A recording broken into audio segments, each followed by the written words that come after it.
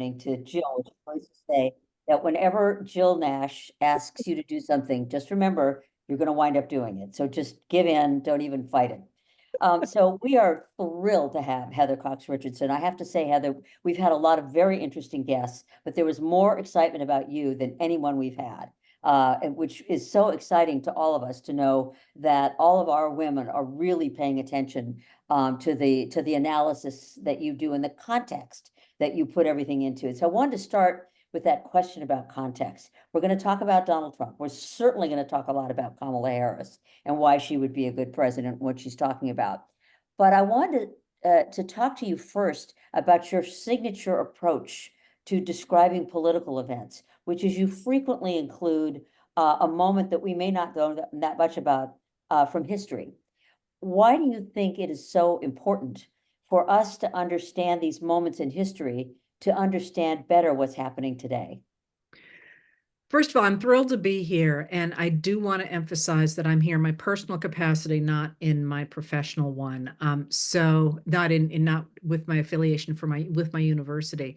But I guess saying I'm not here in my professional capacity was incorrect in the sense that it's very important that I am a historian and not a journalist, because what historians do is we study how and why societies change. We look for patterns in human interaction to look at how a society changes. And the reason that other times are important is because they establish the kinds of patterns that we think we see in the present. Now, the history doesn't exactly repeat itself, but for somebody like me, I am very interested in the way ideas change society. So, for example, when looking at the press, which I expect to do today, while we're recording this, there are other moments that the American press has looked very much like they do today. And those matter to me because I can say, oh, look, here's a time when it seems as if there's a new kind of press rising. And what it does is it articulates a new approach to society. So what I do is I try and say, what's going on in the present? And what does that look like to me? And then because I've taught for so long and because American history is so short, there's a lot of places where I can sit there and say, oh, this is why this matters. And this is where I see a parallel. So that historical thing is very different than the idea of a journalist who's looking for a scoop, who's looking to tell you what the newest thing is that has happened, which is crucially important, but it doesn't necessarily tell you how society changes, which is what I'm looking for. So the history also shows, I think, patterns of racism, patterns of rejection of different immigrant groups and so forth. And that is certainly something that you've been able to thread through all of the writing. But that's not all that's going on. I'd like to, first of all, really talk about how it is that Donald Trump is running his campaign. And then I want to ask you why you think this could possibly work. So, you know, Donald Trump, we all know he lies all the time. I mean, it's commonly understood, even the people who support him acknowledge that he lies all the time.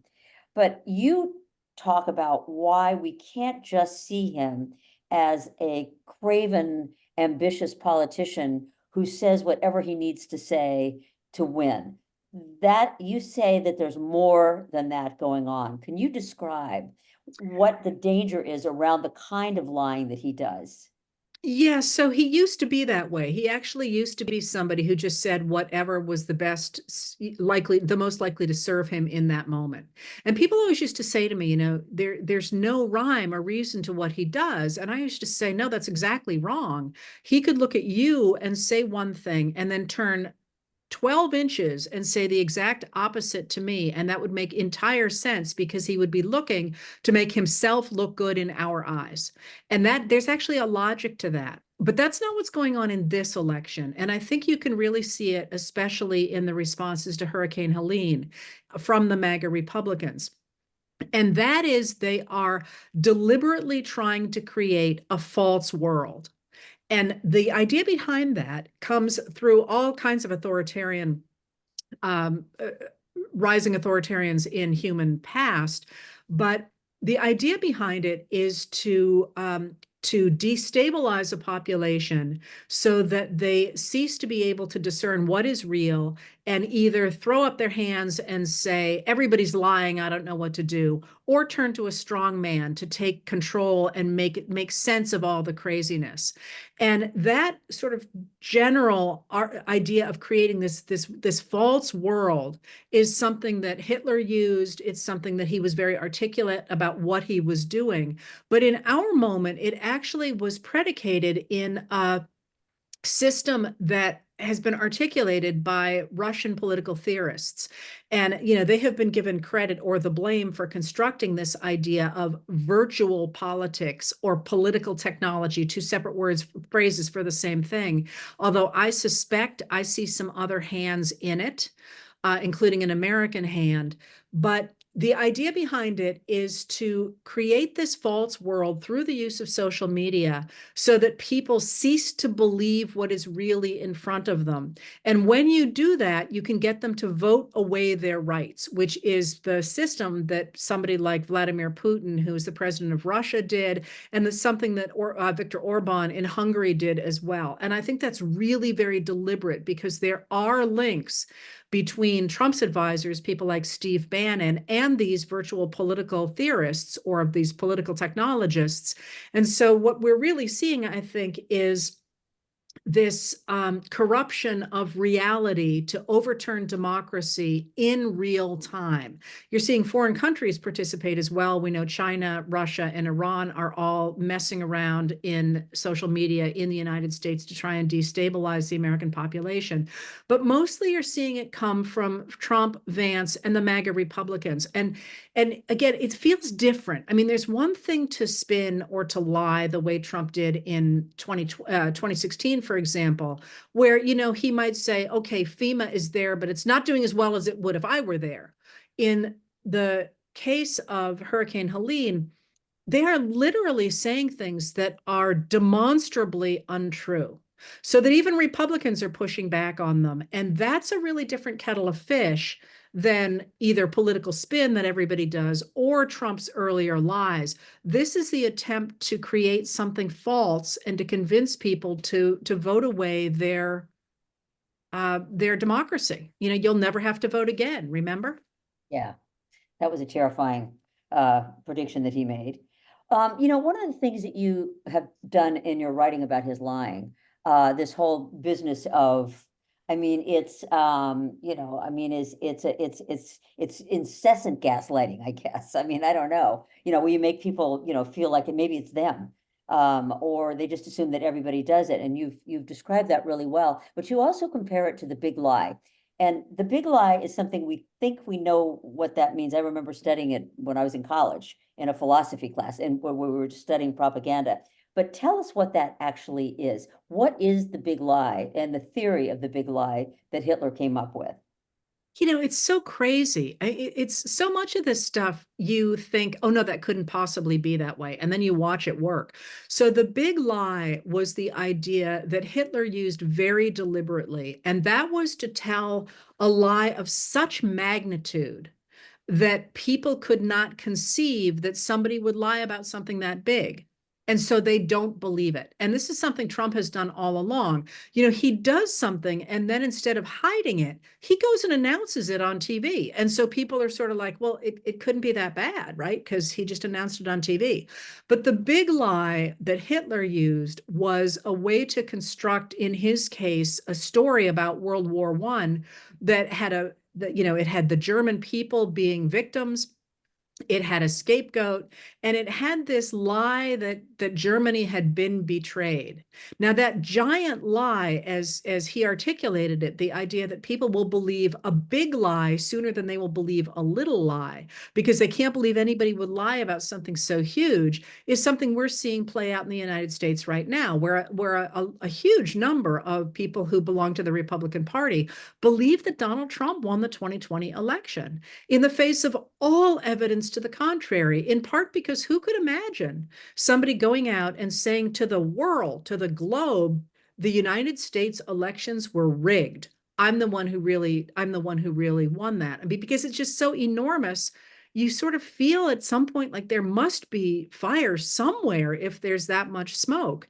And the fact that he was enabled by so many of his supporters, in lawmaking supporters and people in the media, has really fed that, so that there are a number of people who no longer can distinguish between reality and the big lie. It's a big deal. Yeah, and also I was just thinking as you were saying that, I mean, certainly the election, but also saying that the January 6th protesters were just peaceful protesters exercising their First Amendment rights when you see them smashing into buildings and beating up police and, I mean, and defacing property. And I mean, it's just, But why? but the next step of that, though, is, well, those videos must be fake. You Right. know, and you get to the point where there is no reality, which is an interesting idea philosophically, and certainly in the American Academy. But there actually is discernible reality that he is, quite deliberately untethered from. When he says that there are 100,000 people at a rally that has 21,000 people, Yeah. or when he says that immigrants are, 13,000 murderers. Kamala Harris let in 13,000 murderers. That's it is completely untethered from reality. And that's the point, is that it's untethered from reality. Now, I think he probably is experiencing mental health issues as well, but it's a way to destabilize a population and get them to give up their rights. So one of our, I'm getting questions and answers already, but this was actually a question that I wanted to ask anyway. Why don't people who are voting for Trump, and they're not all MAGA, certainly, because otherwise the polls wouldn't be this close. Why don't people seem to care what he's saying? Because there is evidence of something going on mentally with him now that is much more pronounced than it was certainly in 2016 and even in 2020. And the press is now writing about it now. They have how incoherent he is and how, tangential everything is, and he wanders off and makes crazy things up and so forth. Why don't the people who are voting for him, say they're voting for him, care? And why do they shrug off the lies, do you think? Well, so I am not a focus voter scholar. That's not something that I study. I will tell you that my observation as somebody who studies ideas and ideology and political behavior, which is slightly different, is that there are plenty of people, first of all, who simply aren't paying attention. They're low information voters, and that doesn't mean they're stupid voters. It means they're low information voters, and they've always voted Republican. And surely he can't be that bad because their life is going fine. And those, I don't think, are the people you're talking about. I think you're talking more about people who recognize that he's not okay and are voting for him anyway. And I think one of the answers to that is that he has provided power to people who, for whatever reason, have felt powerless. Sometimes because they truly have been powerless, but others who feel that their lives were not perhaps as important as they hoped they would be. And even if he is going to do enormous damage, being able to throw sand in the gears itself is a way to say, pay attention to me. Then there are also those people for whom it's important to feel like they know something that somebody else doesn't know.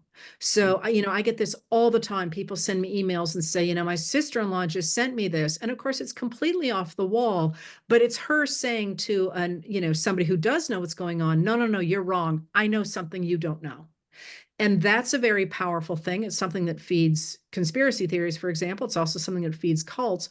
But then there is also, I think, the sense of belonging to this group that maybe knows something that's going to be really powerful. And those are all sort of vague ideas. And of course, there's the people who are voting for him because they simply want the tax cuts.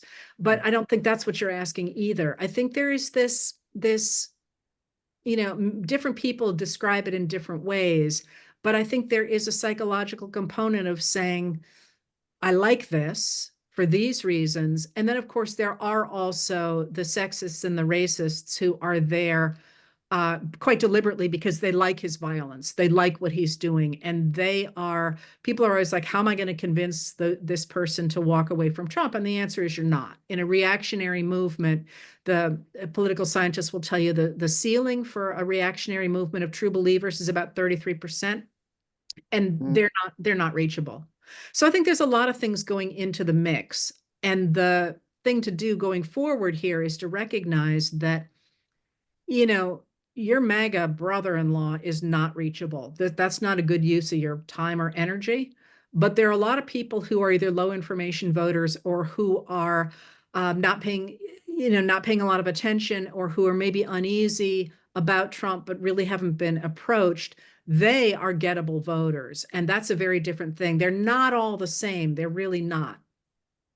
Well, that's actually a good thing for our group to know too, because we are all about finding gettable voters wherever they are. Let's talk about Kamala Harris now, because you've written a lot about her and about what she's saying and about what she's proposing. Um, there seems to be a theme, whether it's put this way or not exactly, sort of a where's the beef, sort of a, she's kind of an empty suit. She looks okay and she's, rolling out proposals that are coming from talking points, but there's not a lot of there. I mean, the idea that you can possibly equate her to him is mind-boggling to me, but in any event, your analysis of everything she's saying and doing is very different, I think, from that conventional wisdom that you kind of pick up in the Washington press coverage. Why do you disagree with the kind of snarky attitude about her that she doesn't have a lot of substance? Yeah, I don't get that. I really don't get that at all. I mean, aside from, and I'll talk about what I think she's up to. She's an extraordinarily impressive politician, to have made it through the election she's made it through, and to act the way she did in the Senate and so on.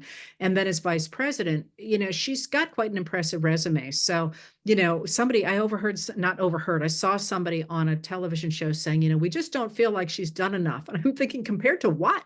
Yeah. Compared to JD Vance, who's been in office for 18 months and done nothing, and who is in line to be the most powerful person in the world, that just doesn't fly for me. But a couple of things about the vice president. The first is that people complained a great deal about how little the press covered her. And I would like to point out that it's the job of the vice president not to be visible. Because when the vice president is visible, you've got a problem. Like there's a crisis, and people understand that there's a crisis if the vice president is terrifically visible. So that wasn't necessarily a bad thing that the press didn't cover her. They don't cover anybody. I mean, what do you remember that Mike Pence did? That's there. He got a fly on his Fly head. in his Yeah. hair. And he went to a basket to a football game and stormed out when somebody kneeled.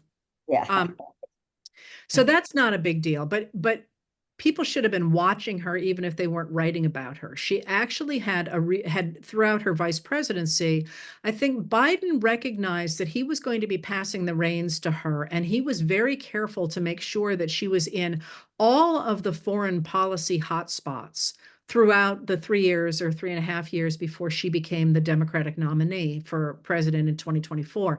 And what she did was really impressive. I mean, she went to Indonesia, I think it was 4 times. She had a very successful trip across 3 important countries in Africa. These are places where she was bringing a new face of America to countries that for many reasons have not been secure in their relationship with the United States. So that's out there just in the terms before she became the presidential nominee. But I got very interested in her after the trip to Africa, because the trip to Africa I thought was fascinating. It was extraordinarily well choreographed, including with the photography. And that's something that most politicians don't think a lot about. They don't think about where the pictures are coming from and who is taking the pictures in order to give a certain kind of impression of the places where the person is. And she did that. I mean, I remember images of her in an organic farm in one of the countries she was at. And when you think about Africa, I don't think one normally thinks about a successful organic farm if one is living in, America, where there are organic farms around us. And she just was very good about having a pretty progressively curated image of Africa. So I got very curious about her and asked for a lot of people for speeches, um, written speeches, but videos she'd done over her career where I could figure out what made her tick. Because I thought I had a pretty good idea what made Biden tick, but I wasn't so sure about her. And I came to believe that during the Biden administration, her role was really a self-constructed role to protect equality before the law. So when the Tennessee Three got kicked out of the legislature in Tennessee, she was on a plane that night. She was the first person to show up and to say, we have your back on this. She was all over the country talking to people about reproductive rights. Every time there was a racial incident, she was there. And it was always about the American law, the rule of law.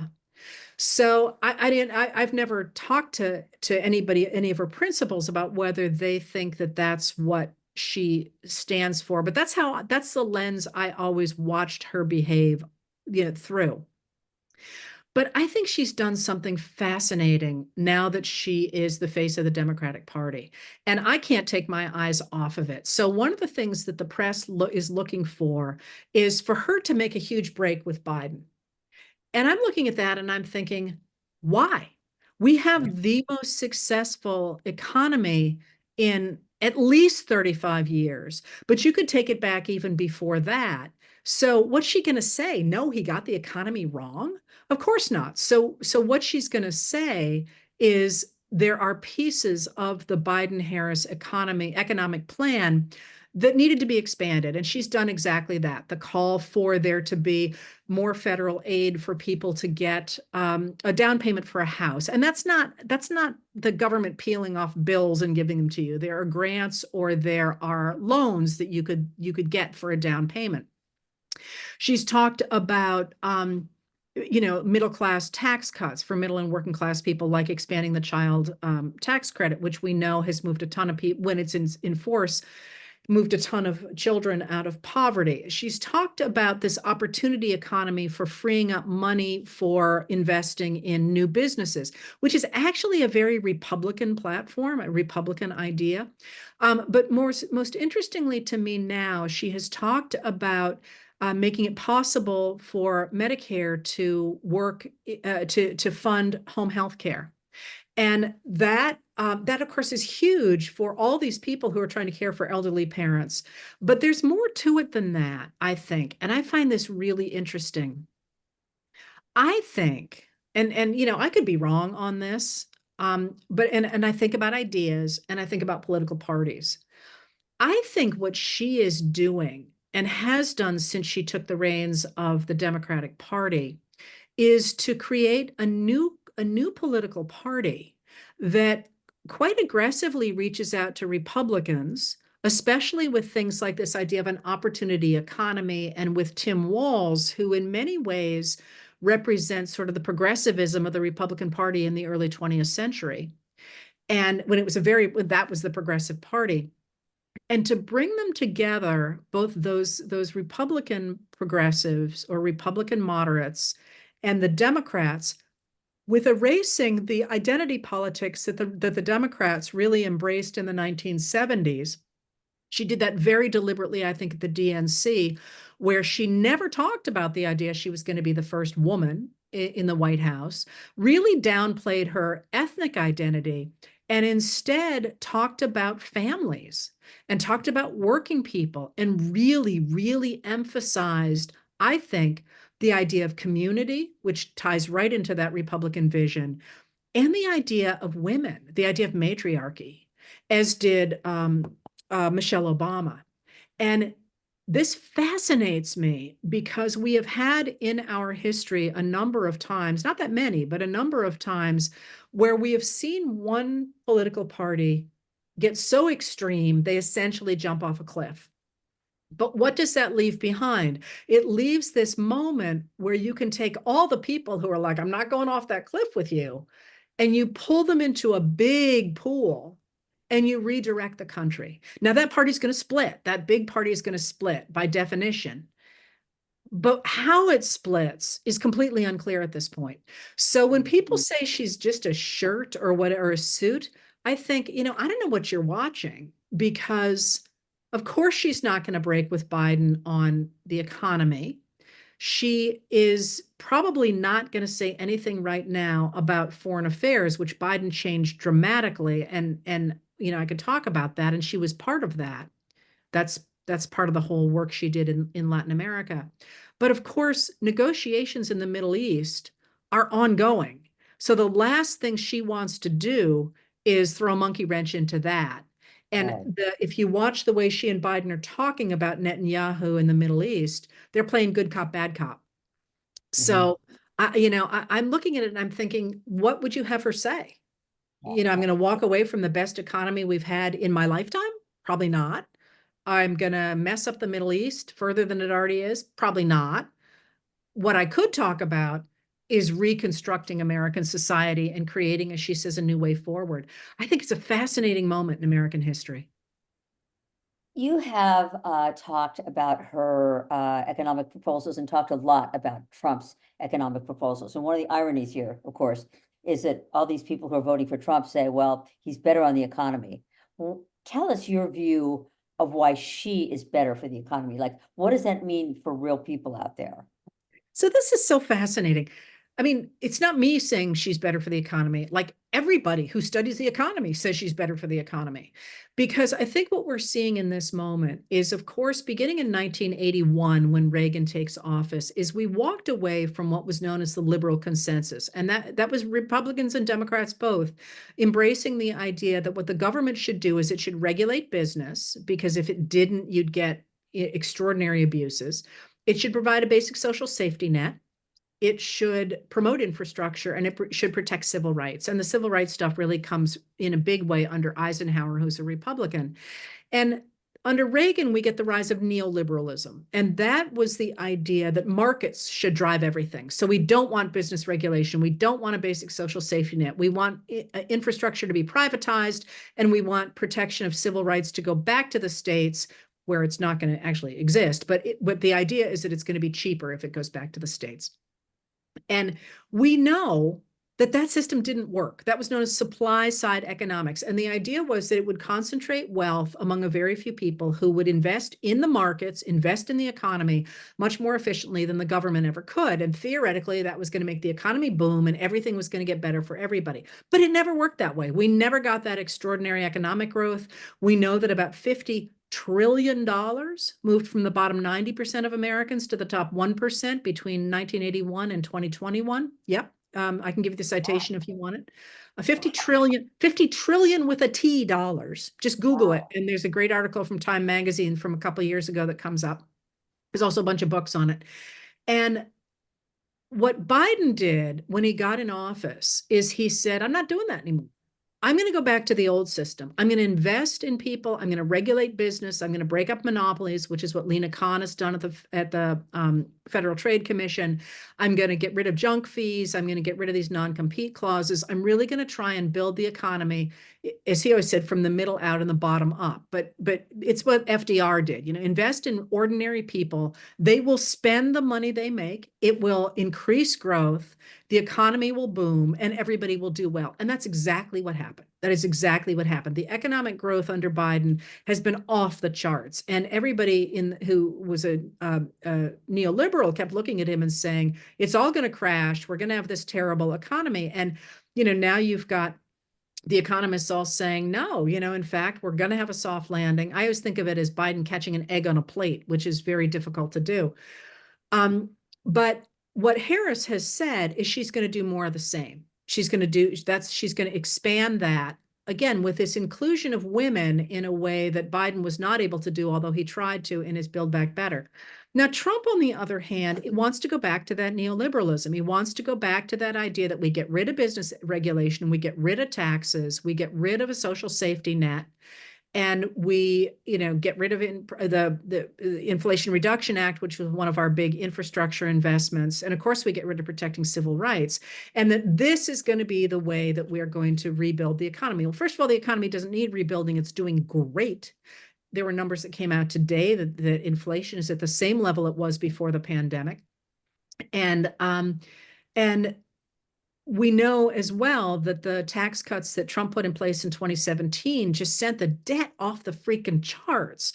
So one of the things to think about, I think, when you think about Trump's vision of the economy is that it's not actually based in reality. And economists are saying that. They're saying, hers looks pretty good, his does not, including conservative economists, by the way. But his is, I think, predicated on this idea that things are just better when the right people run them. He loves the Gilded Age. He keeps talking about William McKinley, and we could spend the rest of tonight talking about William McKinley because I probably know him better than almost anybody in this country. And believe me, we do not want him as president any longer. Um, he has this vision that if you put the right people, the best people, the people with the right genes at the top of the economy, they'll just do better for everybody. But that's a faith. That's not a reality. And anybody who looks at that vision and says, gee, you're right. I'd love to live in the 1890s when there was no protection for workers and children didn't go to school. They went to the factories. And if you lost your hand in a machine, that's why, why we when something gets badly hurt, we say it's mangled. That's because an ironing machine in that period was known as a mangle. It actually still is. And there was nothing to guard your hands from going into it. So if you are a laundress and your fingertips get caught in these hot rolling wheels, your arm goes in, you lose it, and you are mangled. So anybody who thinks that we're going to go back to an era like that and it's going to be just ducky for everybody is drinking the same Kool-Aid he's drinking. So, one of the things that I notice about reading about her proposals in your Substack is that I seem to learn more about what she's proposing from you than I do in the mainstream press. And I read a lot of news. I'm one of those people who reads 2 or 3 hours of news at least every day. And yet I feel like I have a much better grasp of the kinds of things she's proposing. So I'm going to ask you a two-part question that's not exactly related. So question number one is, what name for us a couple of things she's talking about that you think have not gotten enough attention? And number two, how is the mainstream press doing in terms of really helping familiarize, making her more familiar to us, which seems to be the big complaint. We don't know enough about her. I'm going to answer those in very different ways. I think, of course, I'm interested in her proposal to have Medicare cover home health care and to cover eye care and hearing care because of what that will do for, I think, not only for the caregivers, but for society as a whole, both by reinforcing the idea that community matters and crucially, something nobody is talking about. And that's that one of the things that's fascinated me for years is politicians kept talking about bringing manufacturing back. We're going to bring, back manufacturing to these small towns and everything's going to be great because we're going to bring back manufacturing, which is a lovely thought, but that's really expensive because you have to build a plant. You have to build a factory for people to work in. If we actually pay caregivers what they earn, we don't have to build new plants. The homes already exist. We need to train people and we need to make sure they have enough, they get paid well enough to do their jobs. But there's no real plant overhead. And when I think about what that would do in my very small town where we can always use younger people, but they need to have decent jobs. And there's no way somebody's building a plant out here, I promise you. I think it is a potential transformation for a lot of places that have been left behind with the erasure of manufacturing, and at the same time would bring in new people and new money and really has the potential to transform society. So I think that's really interesting. But of course, what people are really interested in this moment is housing. Her promise to work with the private sector. She talks about that a lot. That's an attempt to bring Republicans on board, to work with the private sector in order to construct, I forget how many new housing units she wants to have by the end of her first term. Is it 3 million? that is what people, I think, are most interested in. And also, of course, the idea of ceasing to permit, or for having a federal law that stops price gouging for groceries in times of emergency. I think those are the things that our people are most interested in. They're a big deal. But I think the bigger picture is the idea of investing in ordinary people rather than giving everything to the people at the top. Now, why doesn't the press see that? I actually think that um, again, I'm trained to look at changes in society. So the change in the way that Biden and Harris have approached the economy is really important to me.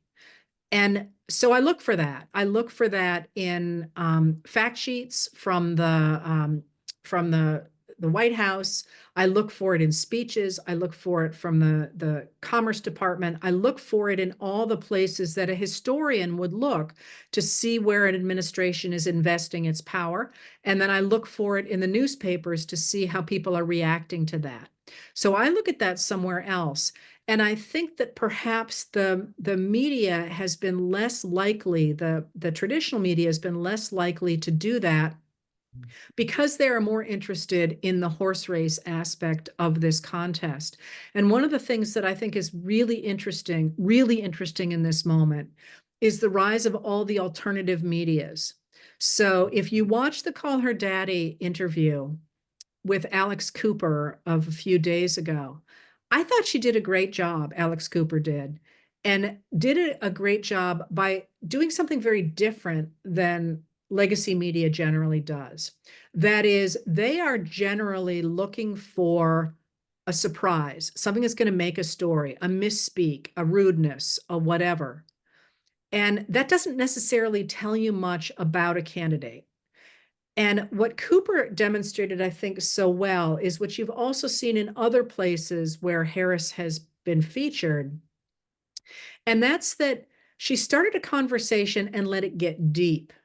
Instead of sort of asking a gotcha question, she let the conversation develop until the vice president felt very comfortable and said things that I had not heard from her before. Mhm. And that seemed to me to be a different approach. And it was one I think that Harris has used and basically said to the legacy media, I'm not going to play that game anymore because you're not reaching the audiences I need to reach. And you're just, it's a losing game for me because you're waiting to pounce on me saying something stupid, which we all do. Instead, I'd rather have a real conversation and let people know who I am. It's really an interesting moment. What, and speaking of things that go on, that should be covered by the press, you've been out there traveling all over the place. What, what do you see out there that we may not be aware of that's happening out there in the country? I mean, our paranoid view right now is that people are completely dug in. They're not going to listen to anything Donald Trump says. They think they're going to be economically better and they don't like immigrants, and that's why he wins.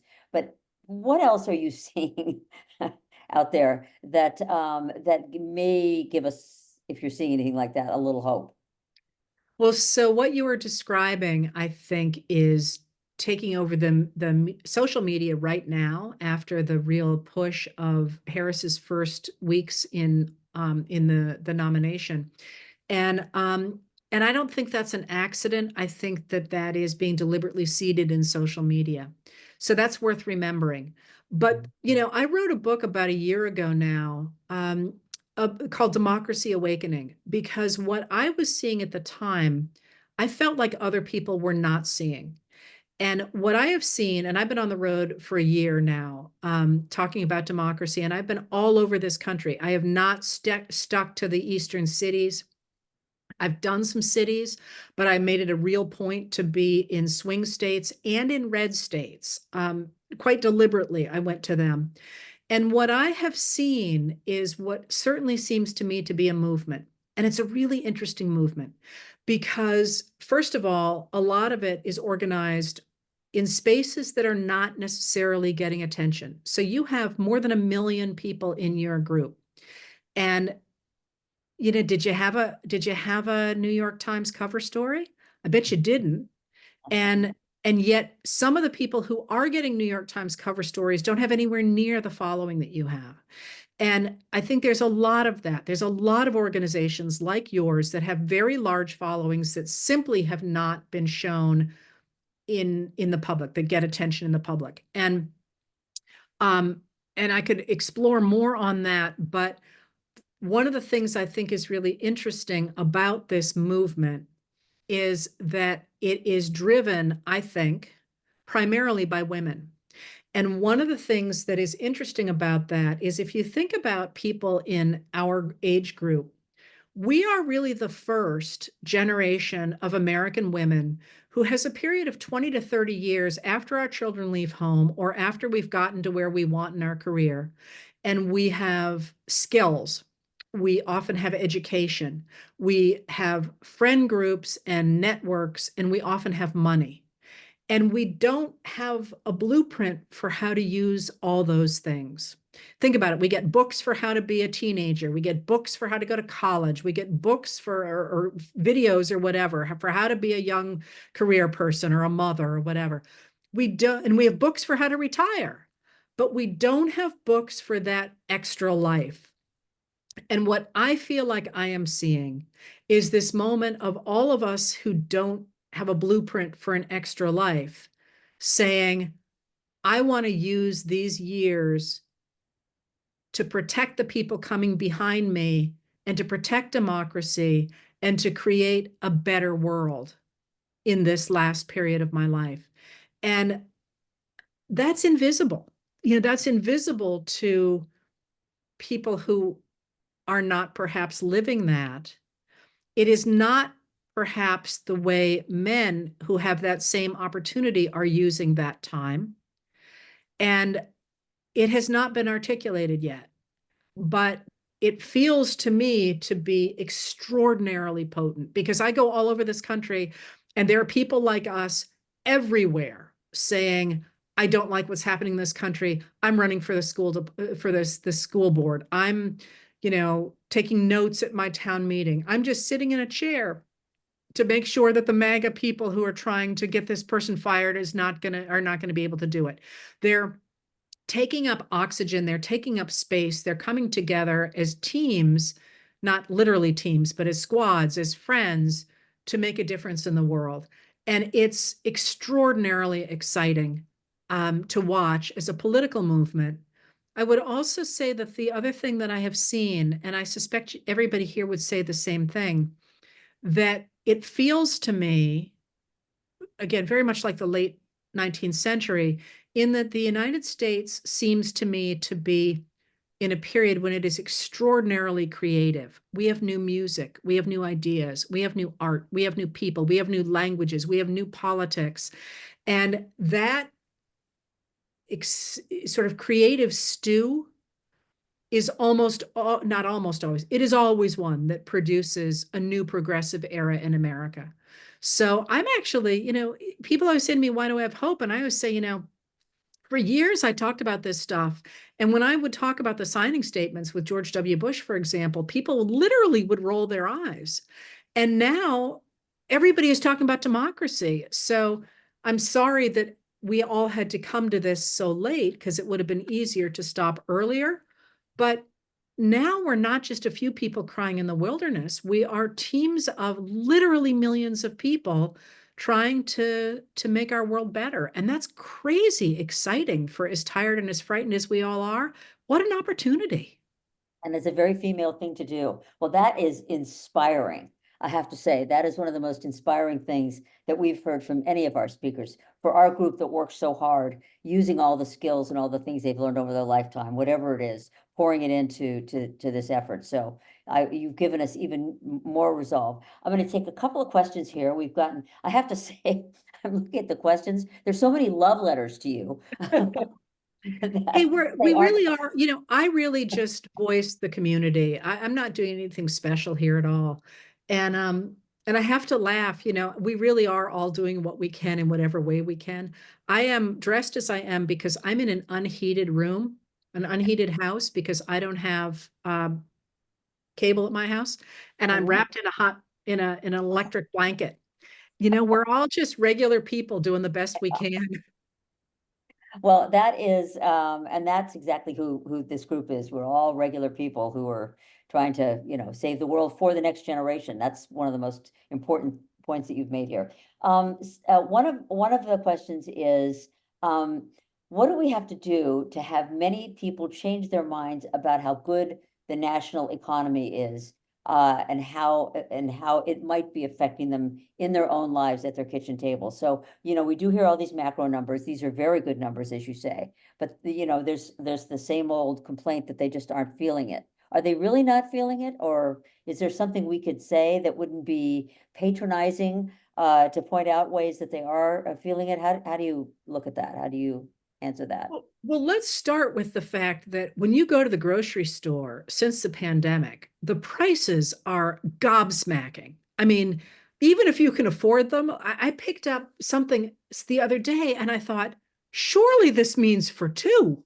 The inflation has been such, and it's not. Things are expensive. Going out to dinner is expensive. The groceries, again, if I hear any more about eggs, I'm gonna have to, I don't know, start raising chickens, because the egg issue is not about inflation. The egg issue was about the avian flu and then the price gouging that came afterward. So I don't think it's illegitimate for people to say, wow, it feels like everything is more expensive. But yes, the macro numbers are astonishing. But the other thing I would say holds for everything, that I've just said, and that's that. Remember, I'm an idealist. I believe that ideas change society, and the way you change ideas is you talk about them, and the same way that people like Steve Bannon talked about destabilizing American society by flooding the zone with poop. The way you change people's minds the other way is to flood the zone with facts and with optimism for the future. Because one of the things we know is that authoritarian movements cannot take root if people have faith in their future, which is one of the reasons that Trump keeps talking about how terrible America is. America's not terrible. We're doing great. And just continuing to flood the zone with positivity and with the facts that, in fact, greedflation was really a thing, is really a thing, that corporations have made record profits, that there are not, you know, millions and millions of people flooding the border. But not just saying that that is not happening. Here's the positive stuff that's happening, because people do listen to that. And I noticed that sometimes it's hard to be positive in the face of people jumping all over you and you going, well, I'm still paying too much for bread. That stuff does make a difference, though. It really does make a difference. And one of the things that is interesting to me is that, people forward my newsletter to people that are Trump supporters, and I assume many of them throw it out. I get a lot of really angry letters from those people. I've had nothing to do with it. I wrote something, somebody else read it and liked it and gave it to them. They seek me out to yell at me. And they're not arguing facts. They're yelling at me to make me stop, which Mm, always says to me, they know that there's something there. Like, mhm. if you know somebody's just giving you crap, you don't pay attention to it. Yeah, If they are angry and upset enough to find me, because I'm not identified on my newsletter as, where I work, to find my email, and then to take the time to write a letter and to send that letter, that says they know that there's something in what I'm writing. So even if people don't seem like they're getting it, maybe they are. yeah, that's good. I love it that they're forward. We should all do that to all of our various Trumpy relatives. One final question I think I have time for. Somebody was asking about the younger generation, and I think this is a really frustrating thing for all of us, although I also think it's changing. I mean, I actually think there's potentially finally some enthusiasm about government, taking the reins, et cetera. But I mean, let's not rush into that. We'll see how they vote. But how do you propose getting the younger generation to be as passionate, committed, and creative in mobilizing for democracy as we are, for example? What do you do, or say, or what example can you set to try to motivate them to believe in activism as we do. I think it's important for me anyway to remember that if you're under 50 years old, you don't really remember a time in this country when democracy worked.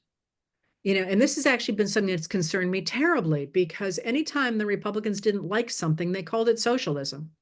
And so for a lot of people who are literally 50 years old, whenever they hear about something that they like, they say, oh, it must be socialism. I must be a socialist. And they're not. They are simply people who have never seen regulation in a democracy because democracy needs guardrails, and they've been in their lifetimes, those guardrails have been being dismantled, not reinforced. So I think you can't judge somebody who has never seen it work. That's the first thing.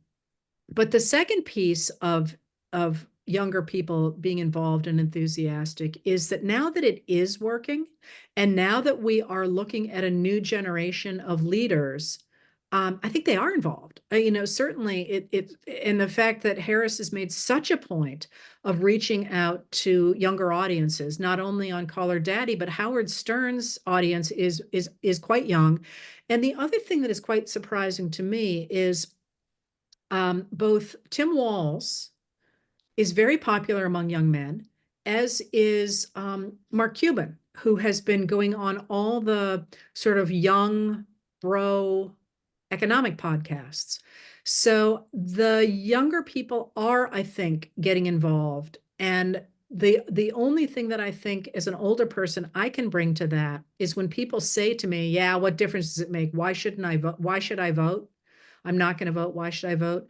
I think the best answer is one a friend gave to me, and that's that you simply say, because there are people who want to make sure you don't. And if you're trying to make, I think young women are turning out in droves because of reproductive rights.